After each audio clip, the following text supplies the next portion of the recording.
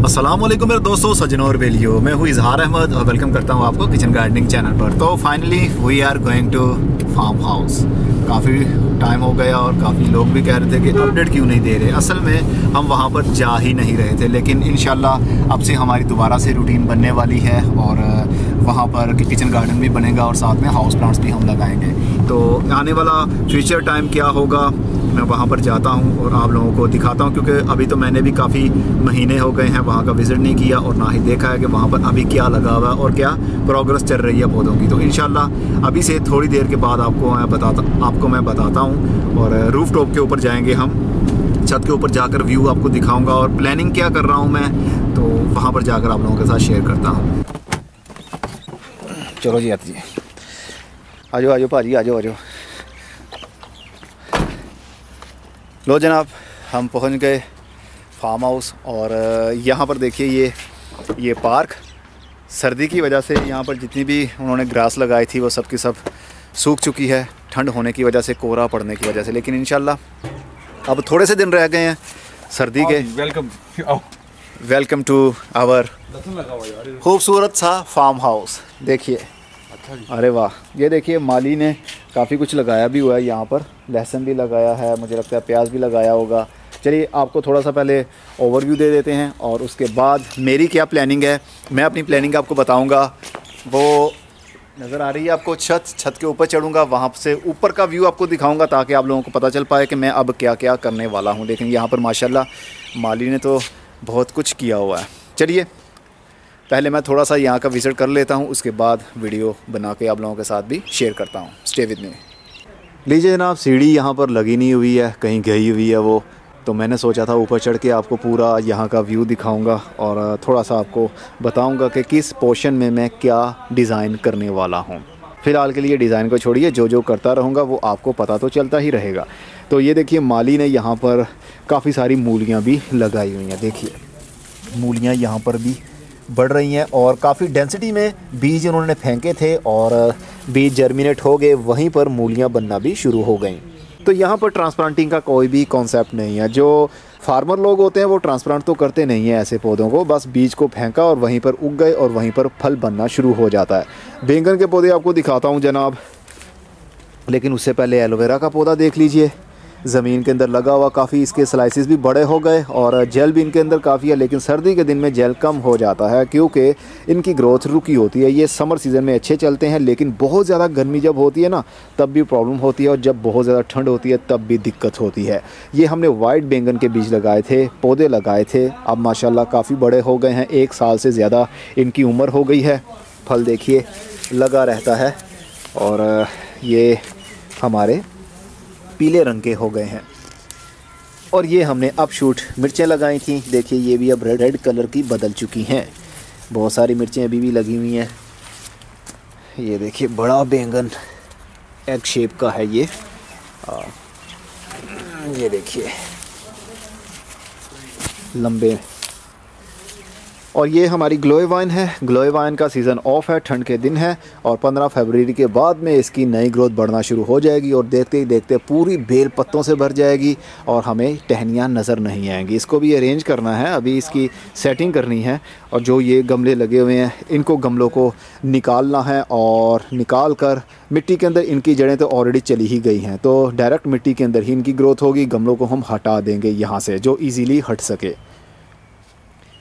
इसके अलावा मोरिंगा का पौधा देखिए कितना बड़ा पेड़ बन चुका है। सर्दी के दिन में काफ़ी ये स्ट्रेस में रहता है, गर्मी के दिन में इसकी ग्रोथ होगी। और इस तरह के हमारे पास 5 से 6 पौधे लगे हुए हैं जो बहुत अच्छी ग्रोथ भी कर रहे हैं, लेकिन उनके अभी पत्ते कोई भी नहीं निकले हुए। आप देख सकते हैं यहाँ पर कोई भी पत्ता नहीं है यहाँ पर, लेकिन इंशाल्लाह ये 15 फरवरी के बाद में बाहर के दिन शुरू होंगे तो दोबारा से पत्ते नए आने लगेंगे। लसूड़े का पौधा देखिए कितना बड़ा इसका ट्रंक बन चुका है, तना कितना मोटा हो चुका है और ऊपर से इसकी काफ़ी ब्रांचेस भी हैं और ब्रांचेस भी बहुत ज़्यादा मोटी है, जैसा कि एनाकोंडा सांप हो, बिल्कुल मोटे सांप की तरह ही इनकी ब्रांचेस ग्रोथ कर रही हैं। और ऊपर से काफ़ी है जिनका बन चुका, तो अब इनको हमने काटना नहीं है, क्योंकि अब हम यहाँ पर शेडी एरिया भी बनाना चाहते हैं। हम यहाँ पर जो भी लगाएंगे शेडी एरिया में भी लगाएंगे, क्योंकि गर्मी के दिन में ना यहाँ पर बहुत तेज़ धूप होती है और गर्मी बहुत कड़क होती है, लू भी चलती है। तो यहाँ पर कुछ शेडी एरिया देखिए, कितना खूबसूरत शेडी एरिया यहाँ पर पेड़ का लगता है। अभी तो ये पत्ते बेचारे स्ट्रेस में हैं, गर्मी के दिन में नए पत्ते आने लगेंगे, बड़े बड़े पत्ते आने लगेंगे। जब हवा चलेगी, ठंडी हो जाएगी, यहाँ पर सिटिंग एरिया भी हमारा बन सकेगा। तो अमरूद का पौधा भी यहाँ पर लगा हुआ है, लेकिन अमरूद का पौधा यहाँ पर होना नहीं चाहिए था, क्योंकि अब यहाँ पर मोरिंगा की ग्रोथ भी हो रही है, यहाँ पर लसूड़े की ग्रोथ भी हो रही है। इस वजह से ये शेडी एरिया बन जाएगा, यहाँ पर फल लगना कम हो जाएगा। ये लेमन है आती, ये कौन सा लेमन था? सीडलेस था या दूसरा था? सीडलेस था हमारे ख्याल में ये सीडलेस लेमन था। नहीं नहीं नहीं नहीं, उधर वाशरूम के कोल पई होनी है थोड़ा गुच्छा। ये I think seedless he lemon था जो हमने लगाया था। अब ये भी बड़ा हो गया है, तो ये थोड़ा शेडी एरिया भी हो तब भी इसको फल लग जाता है। लेकिन देखेंगे इसको कहाँ पर लगाना है, यहाँ पर ही लगा रहेगा।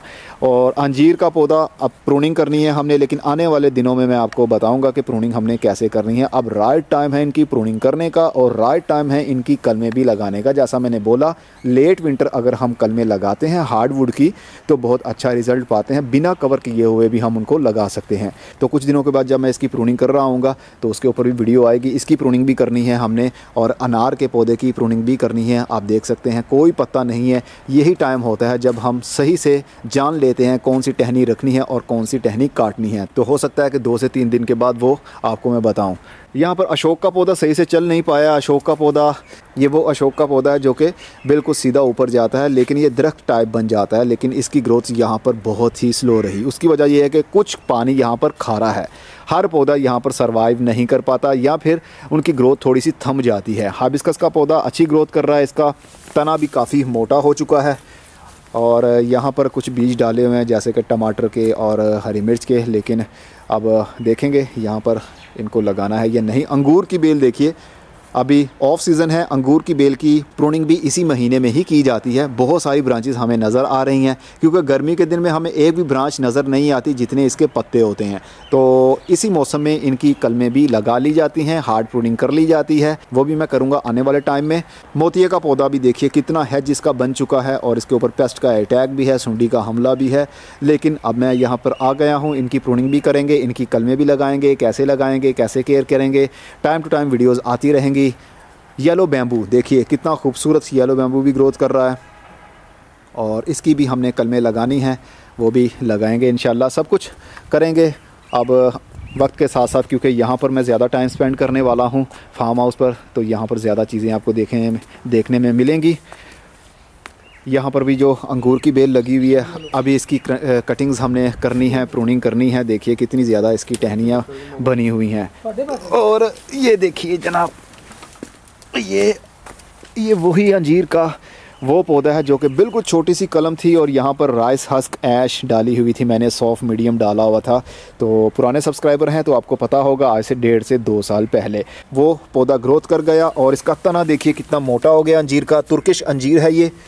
अभी इसकी प्रूनिंग भी हमने करनी है। प्रूनिंग हम इस अंदाज़ में करेंगे कि नीचे वाला जो एरिया है कम से कम 4 फुट का एम्प्टी होना चाहिए, ताकि गुजरने में थोड़ी प्रॉब्लम ना हो हमें। साइडों से ब्रांचेस को भी हमने काटना है, क्योंकि ये काफ़ी हद तक डी शेप पौधा हो चुका है। इसकी कटाई भी करनी है।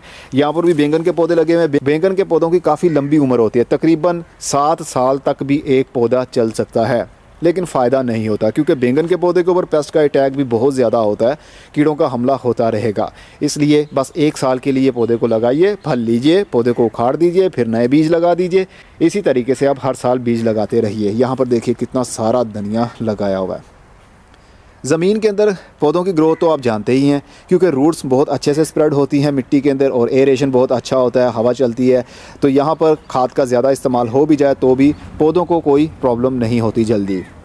और यहाँ पर साग लगा हुआ है। साग अब काफ़ी बड़ा हो गया है, ये तो अब खाने के काबिल नहीं रहा है। और यहाँ पर अगेव भी काफ़ी लगा हुआ है। देखिए इनको भी अभी थोड़ी सी अरेंजमेंट करनी है। यहाँ पर हमने बहुत प्यार से सॉफ्ट मीडियम भरा था। यहाँ पर सैक्यूलेंट कैक्टस की कटिंग्स लगाई थी, और गुले दाऊदी के बहुत सारे पौधे हमने लगाए थे, लेकिन बाद में हम फार्म हाउस का विज़िट ही नहीं करते थे, तो यहाँ पर पौधे मर जाते थे। तो इंशाल्लाह अब दोबारा से एक जोश है, नया जोश है। तो इंशाल्लाह अब कोशिश करेंगे यहाँ पर ज़्यादा से ज़्यादा टाइम देने की, क्योंकि अब मेरा ये नर्सरी पॉइंट नहीं है।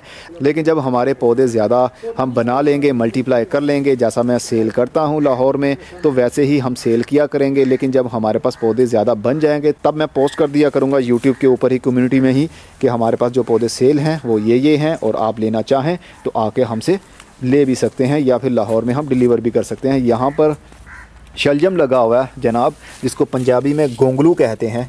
देखिए छोटे छोटे से कितने क्यूट क्यूट से गोंगलू लगे हुए हैं। ये पूरे ये बेड पूरा गोंगलुओं से, मतलब शलजम से, टर्निप से भरा हुआ है। देखिए कितना सारा वेस्ट यहाँ पर हमने गमलों का भी किया हुआ है, लेकिन इंशाल्लाह इनको सेट करेंगे। यहाँ पर देखिए ढेर लगा हुआ है पूरा, मिट्टी के गमलों का, प्लास्टिक के गमलों का। ये सारा कुछ हमने नर्सरी पॉइंट बनाने के लिए ही स्टोर किया था, लेकिन नर्सरी पॉइंट यहाँ पर हम कंटिन्यू नहीं रख पाए, क्योंकि ये पॉइंट दूर बहुत था और कस्टमर यहाँ पर आ नहीं पाता। उसकी वजह ये है कि ये दूर बहुत है, हर कोई यहाँ पर पहुँच नहीं सकता। इतने का पौधा नहीं होता जितने का पेट्रोल लगाकर वो यहाँ पर आएँ। और यहाँ पर जनाब प्याज लगा हुआ है, देखिए कितना सारा प्याज। अब इसकी ग्रोथ हो रही है, आने वाले टाइम में ये प्याज नीचे से बल्ब बनाना भी शुरू कर देगा। और ये हमारा हाइबिस्कस स्टिलियसस देखिए कितना बड़ा हो गया है माशाल्लाह, बहुत अच्छी ग्रोथ चल रही है। सर्दी के दिन है लेकिन फिर भी अभी भी ये ग्रोथ कर रहा है, कोई पत्ता इसका गिरा नहीं है। और साथ में पांडा फाइकस देखिए कितना खूबसूरत लश ग्रीन पत्तों वाला, लेकिन अभी अरेंजमेंट इनकी सही से हो नहीं पाई। इनको हमें यहाँ से में भी निकाल कर किसी और जगह पर प्लेस करना पड़ेगा, ताकि एक गार्डन की हमें लुक मिल सके। हम यहाँ पर अपना फैमिली पिकनिक पॉइंट बनाना चाहते हैं। कभी कभी दिल चाहा दोस्तों के साथ या फिर फैमिली के साथ यहाँ पर आए, एंजॉयमेंट किया, खाया पिया और अपने गार्डन का विज़िट किया और चले गए घर। देखिए यहाँ पर कितना सारा गोबर भी पड़ा हुआ है, जो कि डिकम्पोज नहीं है, लेकिन पड़ा ये खुद ब खुद ही इसकी हीट ख़त्म होती रहती है। तो जनाब यहाँ पर गुलाब के बहुत सारे पौधे हैं, लेकिन सर्दी का दिन है, ज़्यादा सर्दी यहाँ पर होने की वजह से ये काफ़ी हद तक स्ट्रेस में चले गए हैं। देखिए ये सारे के सारे ग्राफ्टेड पौधे ही हैं, लेकिन ये बहुत ज़्यादा जब ठंड होती है ना तब इनको प्रॉब्लम होती है। कली बनी हुई है लेकिन अभी खिली नहीं है, नए नए पत्ते भी आते हैं, लेकिन इनको थोड़ी सी खाद भी मिले, क्योंकि मैं यहाँ पर आता नहीं हूँ इसलिए इनको ज़्यादा खाद भी नहीं मिल पाती है। लेकिन इंशाल्लाह अब मैं यहाँ पर आने वाला हूँ, मतलब हर 2 से 3 दिन के बाद यहाँ का विज़िट किया करूँगा। तो इंशाल्लाह जो घर में हमारे पास पौधे पड़े हुए हैं वो भी यहाँ पर लाकर लगाने वाला हूँ, जैसा कि एना एप्पल है हमारे पास, और शहतूत का पौधा है जो कि थाईलैंड की वैरायटी है। इस तरह के पौधे जो घर में लगे हुए हैं ग्रो बैग्स के अंदर, उनको भी निकालूंगा और उनको भी यहाँ पर ज़मीन में लाकर शिफ्ट करने वाला हूँ। गुलाब की भी प्रूनिंग करनी है। ये देखिए जैसा कि ये गुलाब की कलम काफ़ी टहनी इसकी सूख गई है, इसको हमें काटना पड़ेगा। अगर हम इसको नहीं काटेंगे तो हो सकता है कि ये दूसरी ब्रांचेस को भी इसी तरह सुखा दे, जिस तरह कि ये काली हो गई है, सूख गई है। तो प्रूनिंग करते रहेंगे गुलाब के पौधे की, तो पौधा आपका सही चलता रहेगा, अदरवाइज़ पौधे की ग्रोथ रुक जाएगी। जैस्मीन का पौधा देखिए, अभी सर्दी के दिन है, मतलब सर्दी अब जाने वाली है और आज 23 जनवरी हो चुका है, तो इसको अभी भी फूल लगे हुए हैं, पत्ते इसके वैसे ही हैं, लेकिन नए पत्ते नहीं आ रहे और पुराने पत्ते अभी भी खिले हैं। अरे हाँ, ये देखिए नए पत्ते भी आते हैं, लेकिन काफ़ी स्ट्रेस में रहते हैं क्योंकि ठंड बहुत ज़्यादा है। इस बेल की भी हम प्लेसमेंट करेंगे। आधी बेल तो दीवार की दूसरी साइड पर है, वहाँ पर भी काफ़ी पौधों की ग्रोथ हो रही होती है। मेहंदी का पौधा देखिए, इसकी ग्रोथ भी आधी तो दीवार की दूसरी साइड पर हो रही है। तो बस आपको इन्फॉर्म भी कर दूं, आने वाले टाइम में इंशाल्लाह वीडियोस रूटीन से आया करेंगी। ज़मीन के अंदर हम पौधों को कैसे लगा सकते हैं, मैं रेस बेड बनाने वाला हूं सब्जियां लगाने के लिए। डायरेक्ट ज़मीन के अंदर हम नहीं लगाएंगे। उसकी वजह यह है कि हमने जो मिट्टी इस्तेमाल की है ये काफ़ी सैंडी सॉइल थी, जिसको बल मिट्टी कहते हैं, वो हमने डलवाई थी। यहाँ पर 3.5 लाख रुपए की सिर्फ़ और सिर्फ बल मिट्टी ही हमने डलवाई थी, जो कि 20 मरले का प्लॉट है हमारा, यानी 1 कनाल का प्लॉट है, उसमें 3.5 लाख की मिट्टी ही डल गई और ये मिट्टी तकरीबन 6-6 फुट डली थी। तो इस वजह से इसमें अगर हम पानी देते हैं तो एक दिन के अंदर अंदर ही पानी मिट्टी के बहुत नीचे चला जाता है। सूरज की धूप होने की वजह से ऊपर वाला सरफेस मिट्टी का खुश्क हो जाता है। जो बड़े पेड़ होते हैं वो तो रूट्स अपनी नीचे तक ले जाते हैं, वहीं से वो पानी को ले लेते हैं, लेकिन जो छोटे पौधे, जो सब्जियां होती हैं, जो मिर्च के पौधे, टमाटर के पौधे, वो ज़्यादा गहराई में जड़ें उनकी जाती नहीं हैं। मैक्सिमम 1 से 1.5 फुट गहराई में जाती हैं, उसके बाद वो नीचे नहीं जा पाती और धूप लगने की वजह से ऊपर वाला सरफेस ही जल्दी खुश्क होता है। तो उस वजह से मिट्टी खुश्क हो जाए तो फिर पौधे मुरझा जाते हैं। इसीलिए मैं अब रेस बेड बनाने वाला हूं। कैसे बनाऊंगा आप लोगों के साथ शेयर करूंगा। अभी प्लेसमेंट मैंने देखनी है कि सूरज के हिसाब से ही, क्योंकि ईस्ट और वेस्ट का हिसाब रखना पड़ेगा मुझे। तो वो कैसे होगा आने वाले दिनों में हम सीखेंगे इंशाल्लाह। बहुत कुछ होगा। मैंने पहले सोचा था कि अब मैं घर में सब्ज़ियां नहीं लगाऊंगा, मैंने बताया भी था आपको 2024 में मैं सब्ज़ियां नहीं लगाने वाला, लेकिन मेरा मूड चेंज होते हुए कुछ पता नहीं चलता। बस दुआ कीजिए अब मेरा मूड फिर से चेंज ना हो जाए कि यहाँ पर कुछ नहीं करना मैंने। मेरा पूरा प्लान है यहाँ पर सब्ज़ियाँ लगाने का। हाउस प्लांट्स के ऊपर भी वीडियोज़ आएँगी, सब्ज़ियों के ऊपर भी वीडियोज़ आएँगी और बहुत कुछ होगा इंशाल्लाह। प्रैक्टिकली मैं खुद ही यहाँ पर करूँगा, जो भी करूँगा, इवन के रेस बेड बनाने हैं, बेलचे के साथ काम करना है, मिट्टी उठानी है, मिट्टी निकालनी है, जो भी करूँगा। जैसे छत के ऊपर मैं अकेला बादशाह हूँ, इसी तरह इस फार्म हाउस में भी मैं अकेला बादशाह ही रहूँगा। अब कोई दूसरा बंदा नहीं होगा सवाए आतिफ़ के। मतलब मैं ही यहाँ का माली हूँ और मैं ही यहाँ का मालिक हूँ। ओके, जितना मैंने आपको बताना था। हाँ, ये बता दूँ, ये देखिए आम का पौधा यहाँ पर सही से चल नहीं पा रहा है क्योंकि यहाँ पर काफ़ी शेडी एरिया भी है। फूल भी लगे लेकिन फिर से गिर गए, तो यहाँ इसकी प्रूनिंग भी करनी है। पिछले बार भी मैं आया था तो मैंने सोचा था करूँगा लेकिन नहीं कर पाया। ये फेक काली मिर्च का पौधा है जो कि दरख्त बन चुका है, इसका शेड है इसके नीचे।